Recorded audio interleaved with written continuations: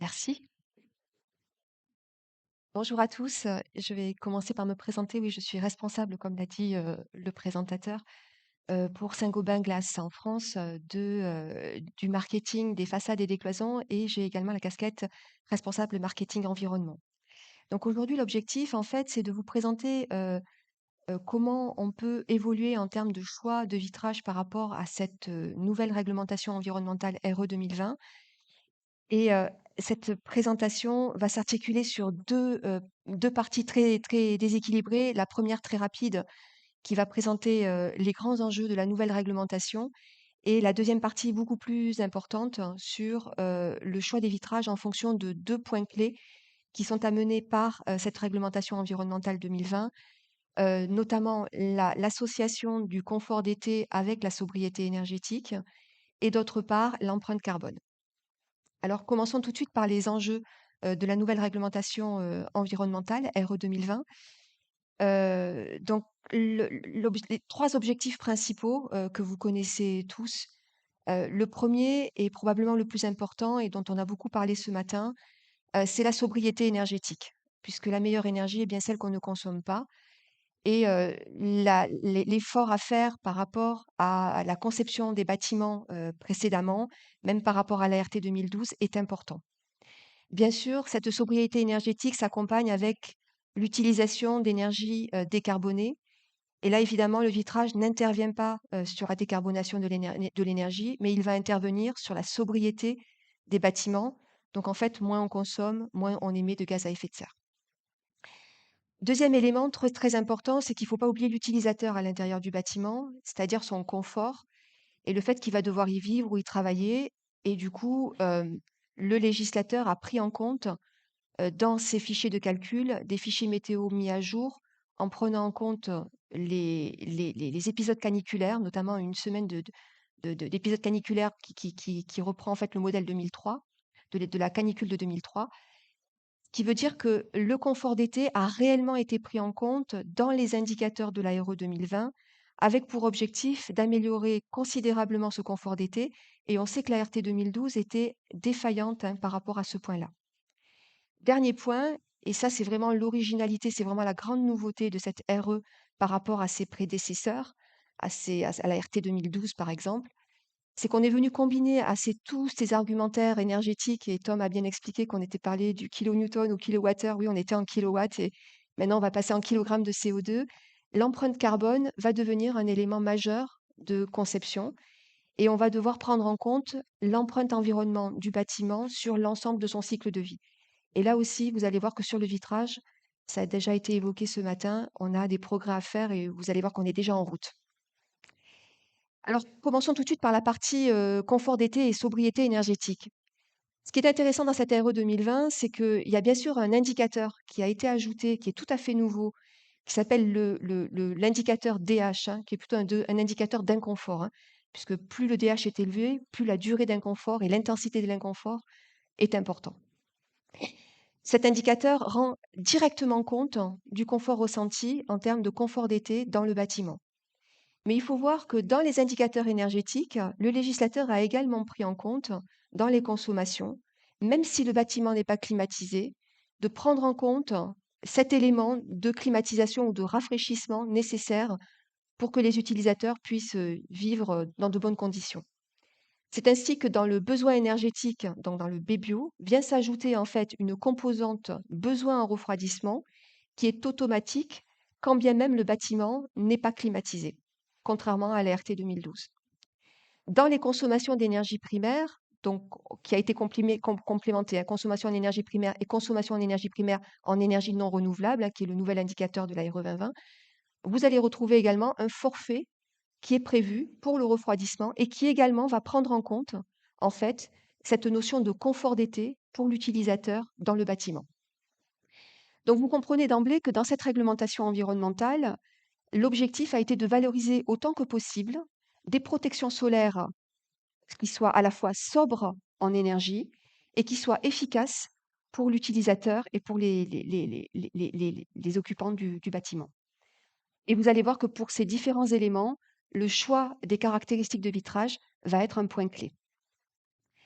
Alors, pour ce En fait, pour commencer à faire des premières simulations, il nous a semblé important de partir d'un exemple.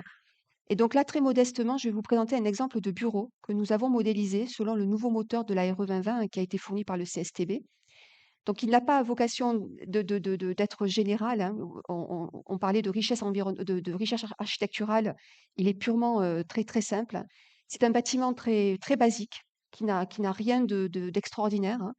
C'est un simple bureau, un bâtiment de bureau de 4000 mètres carrés de surface utile, avec 4 étages, un bâtiment qui est climatisé, avec une façade de type mur rideau et avec une façade plutôt largement vitrée. Et donc, on a modélisé ce bâtiment pour voir quelle stratégie on pouvait employer pour apporter une protection solaire à la fois sobre en énergie et efficace pour les occupants du bâtiment. Donc, comme on l'a vu, hein, on peut avoir différentes stratégies, il peut y en avoir d'autres encore, hein. On peut avoir d'autres associations, mais là, pour l'étude, on a fait 2 cas. Un cas où on mettait des protections solaires type store ou brise-soleil à l'extérieur. Et pour associer à cette protection solaire extérieure qui est souvent représentée comme étant la plus efficace, et c'est vrai, on a associé un vitrage dit clair, qu'on appelle un vitrage à isolation thermique renforcée, ça c'est le minimum, mais sans protection solaire, sans contrôle solaire dans la couche, et avec des stores à gestion automatique. Et on a également étudié toute une série de solutions dans lesquelles cette fois on a associé un vitrage également à isolation thermique renforcée, mais cette fois avec un contrôle solaire dit performant. Donc là, on va en parler en fait en gros dans les vitrages de contrôle solaire. Vous allez avoir différents niveaux de performance. Les produits les plus performants ont la capacité de filtrer dans le rayonnement solaire la lumière naturelle qui sert à éclairer l'intérieur des bâtiments et le rayonnement infrarouge qui ne sert qu'à réchauffer l'intérieur du bâtiment. Donc en termes de confort d'été, c'est une solution souvent très efficace qui permet justement de laisser entrer ce qui intéresse dans le rayonnement solaire, c'est-à-dire la lumière naturelle, et de bloquer en fait la chaleur qui vient essentiellement chauffer l'intérieur des bâtiments. Et là, cette fois, on a associé ce vitrage isolant avec un store intérieur, cette fois à gestion automatique. Alors, juste pour vous donner des ordres de grandeur, je vous ai présenté en fait les caractéristiques techniques des produits qui ont été mis en œuvre. Donc pour le premier cas, le cas avec un store extérieur, on a mis une couche de type E-Class. C'est pas tant la marque qu'il faut retenir que ses caractéristiques. En fait, vous retenez que c'est un produit qui va se situer à 83% de transmission lumineuse pour un facteur solaire de 71. Alors c'est le ratio entre la transmission lumineuse, donc l'apport en lumière naturelle, 83%, ce qui est très élevé, avec un facteur solaire de 71, ça veut dire que 71% du rayonnement solaire rentre à l'intérieur du bâtiment et vient soit éclairer, soit réchauffer le bâtiment.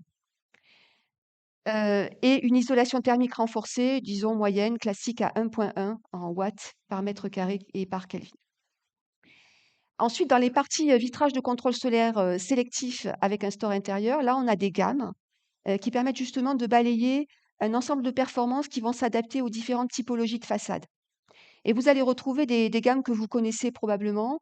Donc des produits à forte transmission lumineuse qu'on appelle des 70-35. Donc nous, on a un produit particulièrement performant qui permet de laisser passer 70% de la lumière naturelle avec seulement 33% de facteurs solaires. En gros, ça veut dire que vous avez les 2 tiers de l'énergie solaire qui est repoussée, qui est bloquée à l'extérieur du bâtiment. Donc c'est notre Cool-Lite Extreme 70-33. Et puis vous avez la déclinaison en 61-29 avec un produit qui est un petit peu moins lumineux, mais qui est beaucoup plus protecteur au niveau du rayonnement solaire, puisqu'il permet de bloquer plus de 70% du rayonnement solaire, puisqu'on est à 29 en facteur solaire. Et le dernier, qui est encore un peu moins lumineux, mais encore plus protecteur, et qui lui arrive à bloquer quasiment 80% du rayonnement solaire. Et ces 3 produits s'associent avec une isolation thermique renforcée très élevée, puisqu'on est à 1,0 en termes de UG, en termes d'isolation thermique. Alors voilà les résultats qu'on obtient. La France étant extrêmement variée en termes de climat, on a été amené à, et ben justement, à devoir séparer les régions. Dans la première région, c'est une région dite froide. Donc, je ne vais pas vous présenter toutes les régions. On a fait le choix de présenter une région emblématique du Nord, Paris, et une région plus emblématique du Sud, donc la zone H3 au niveau de Marseille. Quand on voit en fait, le BBio en fait, hein, qui est le besoin en énergie du bâtiment, le législateur a prévu en fait une période d'adaptation jusqu'en 2028 où en fait les seuils ne vont cesser de s'abaisser et qui vont devenir de plus en plus sévères et qui vont être de plus en plus exigeants en termes de conception. Et vous voyez que, sur le BBio, en zone H3, eh bien, si vous avez des vitrages qui ne laissent pas assez passer de rayonnement solaire, les facteurs solaires les plus élevés ne permettent pas de passer le seuil BBio 2028, puisqu'en fait, en gros, les besoins en chauffage deviennent plus importants que, les besoins en chauffage viennent, empêcher la performance, définitive. Si on se place cette fois en consommation d'énergie primaire, ce qui est intéressant, c'est de voir qu'effectivement le 50-22 ne permettait pas de passer le BBio. En revanche, c'est intéressant de voir que par rapport à la solution, vitrage, avec store extérieur et isolation thermique renforcée, simple, on avait, un produit qui finalement est moins efficace en termes de consommation d'énergie primaire.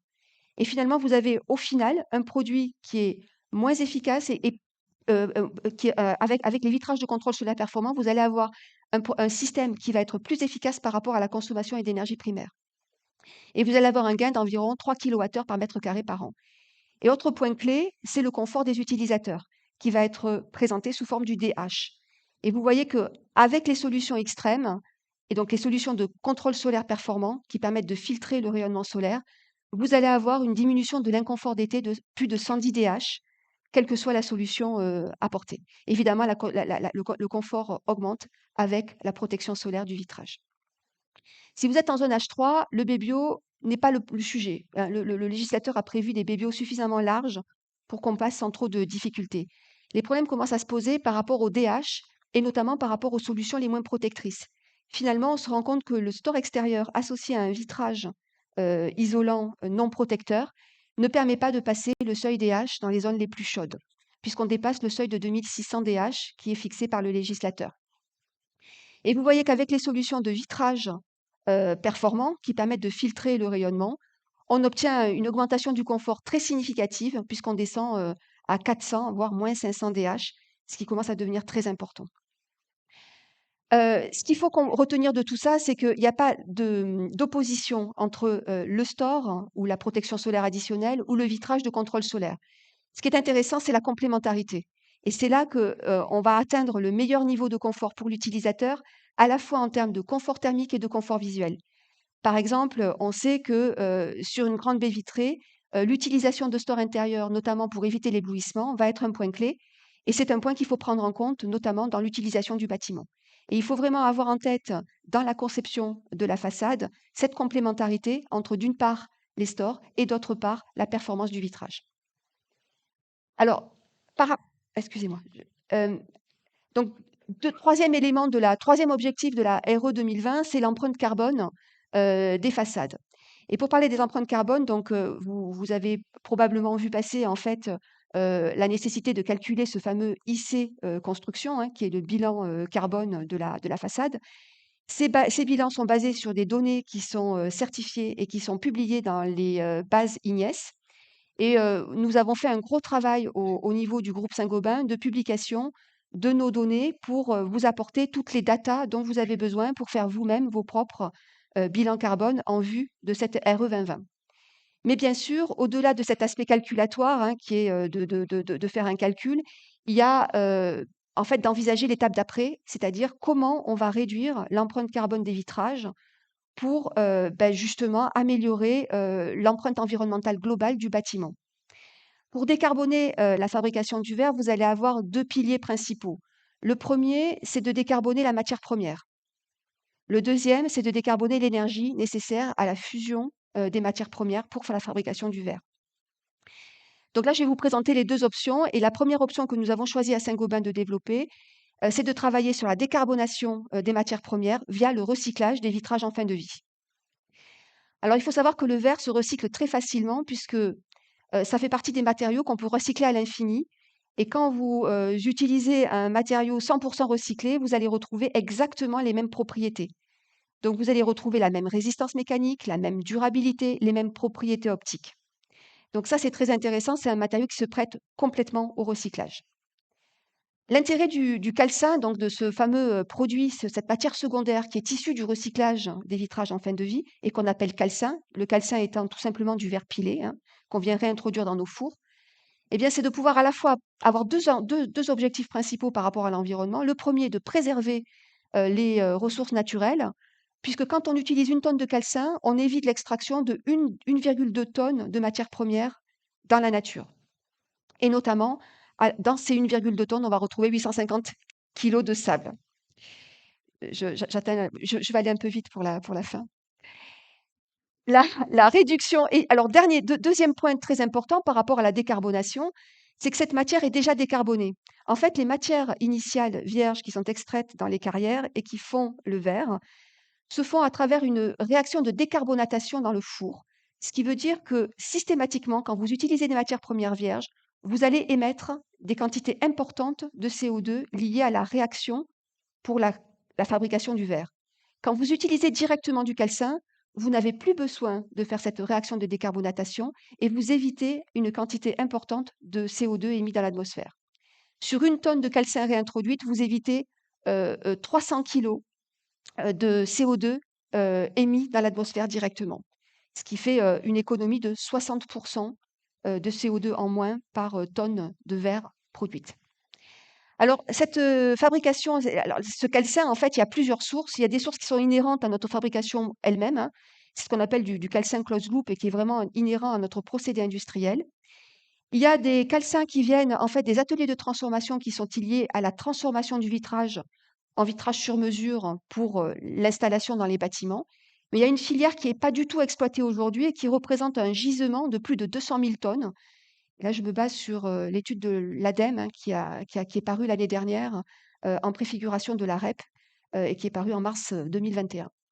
Donc, ces 200 000 tonnes, en fait, aujourd'hui, ils sont perdus parce que ils sont surtout utilisés soit en remblai, soit enfouis.